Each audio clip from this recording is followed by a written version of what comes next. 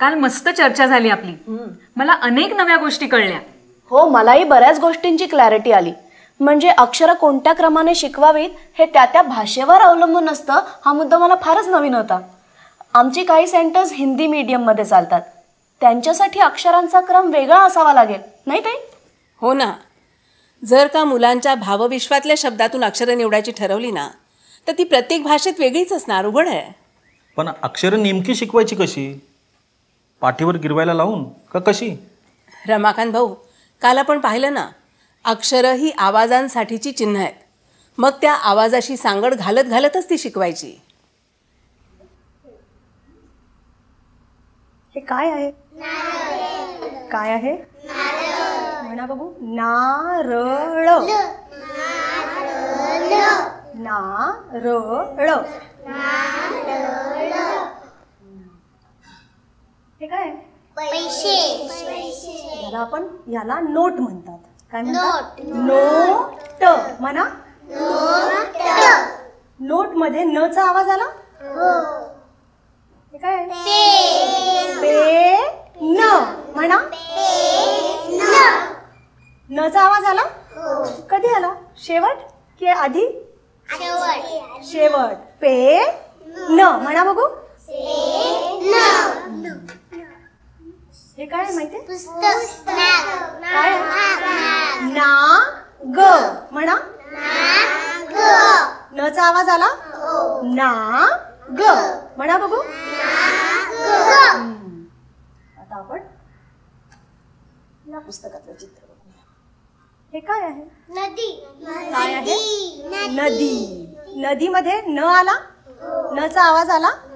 नदी. म्हणा.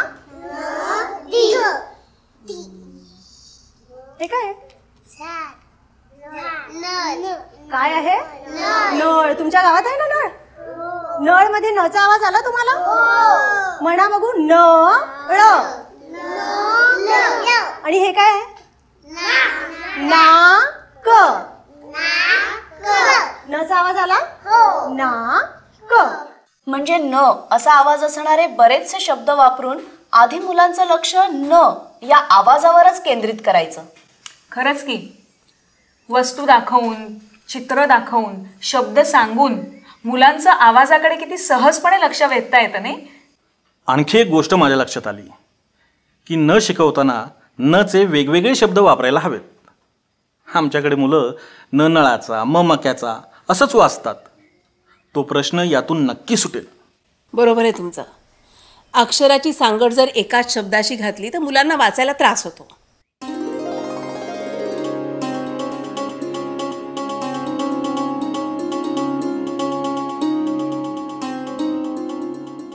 एखाद्या आवाजावर लक्ष केंद्रित केलं की लगेच मुलांना त्या आवाजासाठीचं अक्षर शिकवावं. आता आपण मी काही शब्द तुम्ही मला सांगणार आहात आणि मी ते लिहिणार आहे. त्याच्यात न चा आवाज आला का ते आपण बघूया. मी एक शब्द सांगते. माझं नाव मीना आहे. काय नाव आहे? मीना. काय आहे? मीना मध्ये न चा आवाज आला. आला. मीना. वैष्णूला बरोबर आलं नाव घेता. आता आपण लिहूया इथे. मीना. आता असं न चा आवाज येणारे शब्द सांगा बघू तुम्ही. रोहित सांग तू. एक मिनिट वैष्णू. आता रोहित सांगतो आपल्याला. न चा आवाज येणारा शब्द सांग रोहित. नळ. बरोबर. हा प्रांजळ सांग. न थ नी. बरोबर सांगितलं प्रांजळने.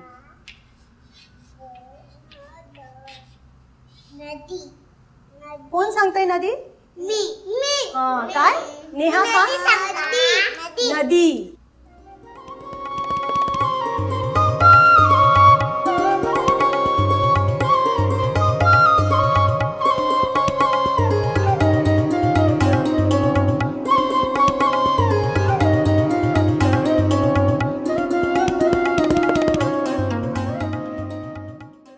याला काय म्हणतात? हे मी कापलं नाही. याला काय म्हणतात? नख. नख मध्ये न चा आवाज आला. नख.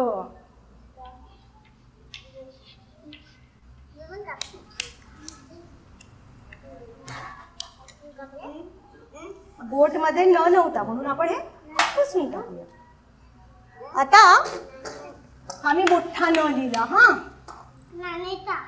हो बरोबर. काय नानेटा. तुम्ही पाहिलात का नानेटा? सगळ्यांनी. नानेटा कोणी सांगितलं? तुम्ही सगळ्यांनी सांगितलं नानेटा. कोणी कोणी पाहिला नानेटा? तो एक प्रकारचा सापच आहे नानेटा. तुम्ही सगळ्यांनी पाहिला ना? काय करत नाही तो? चावत नाही. तुम्हाला माहितीये?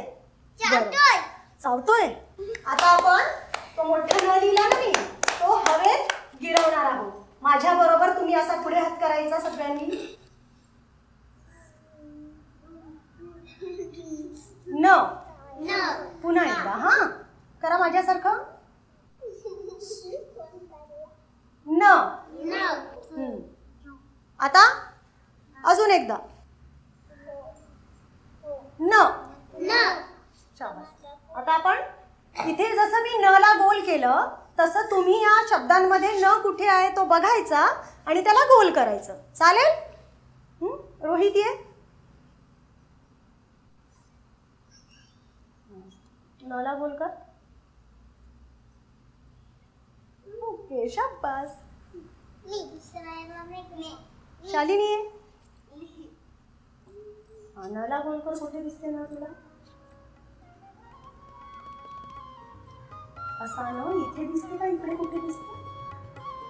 बघ ना.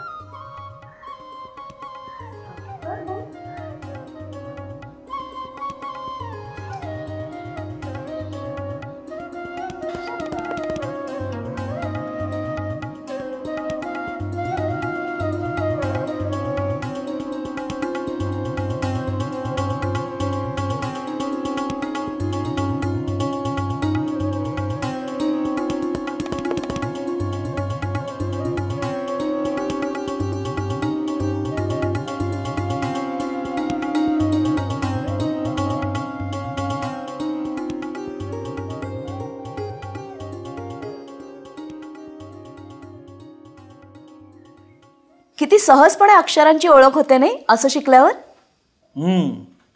आणि कंटाळा पण येत नाही मुलांना. पण प्रत्येक अक्षरासाठी अशा वस्तू चित्र गोळा करणं हे किती वेळखाऊ काम आहे. काय आहे, या सगळ्या गोष्टी पहिली 7-8 अक्षरं शिकवेपर्यंतच लागतात. नंतर मुलांना अक्षराचा आवाज सांगितला की लगेच ती शब्द शोधायला लागतात. मग हा सगळा खटाटोप प्रत्येक अक्षरासाठी नाही करायला लागत. बरोबर. महत्त्वाचं काय आहे तर पहिल्या काही अक्षरांचं नीट दृढीकरण होणं. सकाळी आपण शाळेत अक्षरांवर बिल्ले लावणारी काही मुलं पाहिली ना, तोही अक्षर दृढीकरणाचाच एक उपक्रम होता.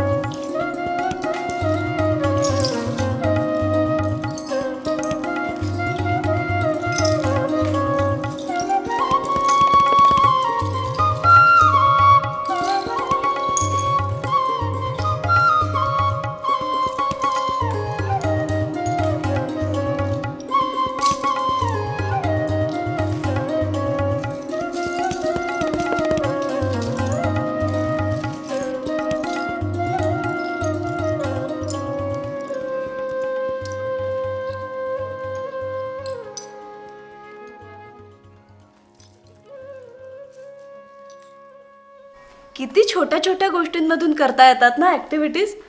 आपल्या पेपराचा उपयोग कोणी अक्षरं शोधण्यासाठी करेल असं स्वप्नात सुद्धा वाटलं नसेल एडिटरला.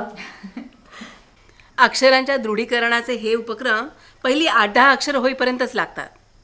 एकदा का मुलं वाचती झाली ना की या उपक्रमात त्यांना फारशी गोडीही राहत नाही.